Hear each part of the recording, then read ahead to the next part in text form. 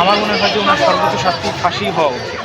আজকে যেহেতু শেখ হাসিনার রায় দিচ্ছে, তো এই রায়ের পরিপ্রেক্ষিতে আসলে ক্যাম্পাসের পরিস্থিতি কেমন দেখছেন? ক্যাম্পাসের পরিস্থিতি আসলে ভালোই বলা যায়। আজকে মোটামুটি বেশিরভাগ ডিপার্টমেন্টে ক্লাস ছিল, সবাই মোটামুটি ক্লাস করতেছিল, সব কিছুই তো ভালোই চলছিল, কোনো সমস্যা দেখছি না। যেহেতু আজকে শেখ হাসিনার রায় পড়া হচ্ছে, টিএসসির পায়রা চত্বরে আমরা দেখছি যে শেখ হাসিনার রায় পড়ছে, তো একজন সাধারণ শিক্ষার্থী হিসেবে আপনার আসলে কি মনে হচ্ছে যে শেখ হাসিনার রায় কি হওয়া উচিত?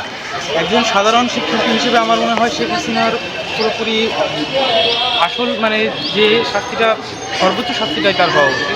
মেনলি উনি জুলাই আগস্ট থেকে শুরু করে এই 15 বছর আমরা যেরকম দেখেছি, যেরকম গুম খুন হত্যার রাজনীতি উনি করে এসেছিলেন, লাস্টে তার পরিপূর্ণতা করেছিলেন জুলাই আগস্ট হত্যাকাণ্ডের মাধ্যমে। আমার মনে হয় যে ওনার সর্বোচ্চ শাস্তি ফাঁসি হওয়া উচিত।